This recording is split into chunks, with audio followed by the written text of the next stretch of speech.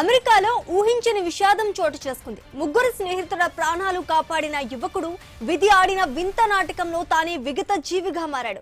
లూసియానాలో జరిగిన ఈ హృదయ విదారక ఘటనలో హైదరాబాద్ కు చెందిన అనురూప్ రెడ్డి అనూహ్య రీతిలో ప్రాణాలు కోల్పోయాడు.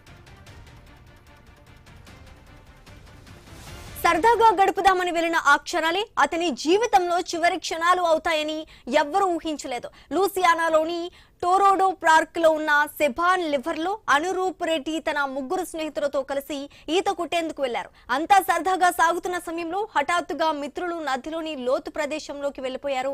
ప్రవాహ ఉద్రిక్తికి కొట్టుకుపోతూ రక్షించాలంటూ కేకలు వేశారు. అనురూప్ రెడ్డి ఒక్కొక్కరిని పైకి లాగుతూ ఒడ్డుకు చేర్చారు. అయితే స్నేహితులను కాపాడి తాను ఒడ్డుకు వచ్చే క్రమంలోనే విధి వంచింది. ఫిషింగ్ వైర్ అనురూప్ కాలికి గట్టిగా చుట్టుకోవడంతో దీంతో అతను పైకి రావటం కష్టంగా మారింది. అదే సమయంలో నదిలో నీటి ప్రవాహం ఒక్కసారిగా పెరిగి ఒడ్డున మిత్రులు స్థానిక ఈతగాళ్లు అనురూప్ ను రక్షించేందుకు శతవిధాలా ప్రయత్నించారు. అప్పటికే జరగాల్సిన నష్టం జరిగిపోయింది. స్థానిక ఆసుపత్రికి తరలించగా అతను అప్పటికే మృతి చెందినట్లు వైద్యులు నిర్ధారించారు. టీమ్ ఎయిడ్ స్వచ్ఛంద సంస్థ, ఇండియన్ ఎంబసీ లూసియానా సహకారంతో మరో వారం రోజుల్లో అతని పార్థివ దేహాన్ని హైదరాబాద్ కు తీసుకురానున్నారు.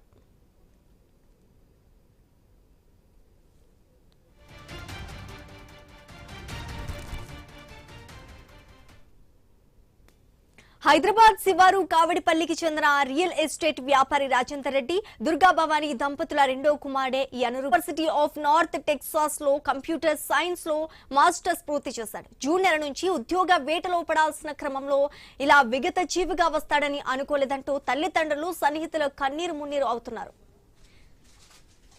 ఇక ఇదే అంశానికి సంబంధించి మరింత సమాచారం మా ప్రతినిధి రత్నకుమార్ ఫోన్ ద్వారా అందిస్తారు. రత్నకుమార్,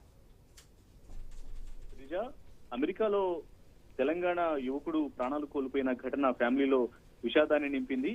ఈత కొట్టేందుకు స్థానికంగా అమెరికాలోని లూసియాలోని టొరోడో పార్క్ లో ఉన్న సెబాన్ రివర్ లో సరదాగా స్నేహితులతో ఈత కొట్టేందుకు వెళ్లిన అనూప్ రెడ్డి అనే యువకుడు తన తోటి స్నేహితులు నీళ్లలో కొట్టుకుపోతున్నటువంటి సందర్భంలో వారిని కాపాడే ప్రయత్నంలో భాగంగా ముగ్గురు స్నేహితులను ఒడ్డుకు తీసుకొచ్చి తాను బయటకు వచ్చేటువంటి సందర్భంలోనే ఆ పరిస్థితి అనేది అప్పటికే కొంత విషమించిపోవడంతో ఆయన ప్రాణాలు కోల్పోయినట్లు తెలుస్తోంది.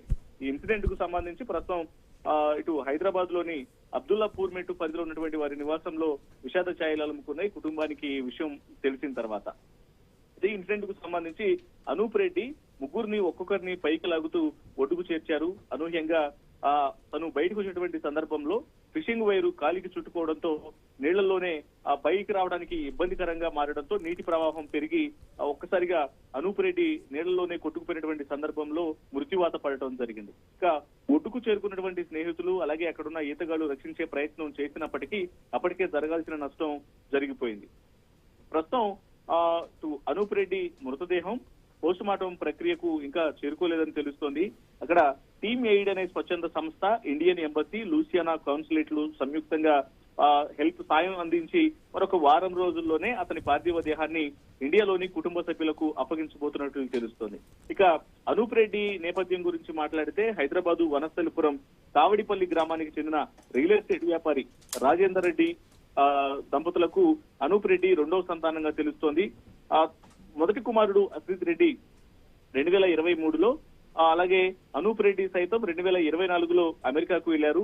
యూనివర్సిటీ ఆఫ్ నార్త్ టెక్సాస్ కళాశాలలో కంప్యూటర్ సైన్స్ మాస్టర్స్ గ్రాడ్యుయేషన్ ను గత మే నెలలో పూర్తి చేసిన అనూప్ రెడ్డి స్నేహితులతో కలిసి సరదాగా టొలేడో పార్కు లో తీరేందుకు వెళ్లి జూన్ నుంచి ఉద్యోగాన్వేషణ చేయాలన్నటువంటి సందర్భంలోనే ఆ స్నేహితులతో సరదాగా గడపాలి అంటూ వెళ్లడం జరిగింది. ఇక అనూప్ రెడ్డికి ఫోటోగ్రఫీ ఎంతో ఇష్టమని తెలుస్తోంది.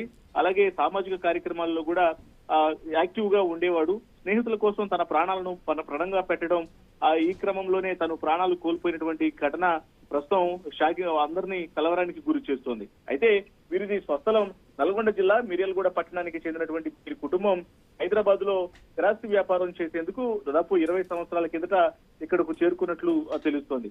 మొత్తానికి అనూప్ రెడ్డి అనేటువంటి యువకుడు అంటే తనతో పాటు వచ్చినటువంటి స్నేహితులను కాపాడేటువంటి ప్రయత్నంలో తన ప్రాణాలు పోగొట్టుకోవడం అనేది ప్రస్తుతం కుటుంబంలో విషాద ఛాయలు మిగిల్చింది.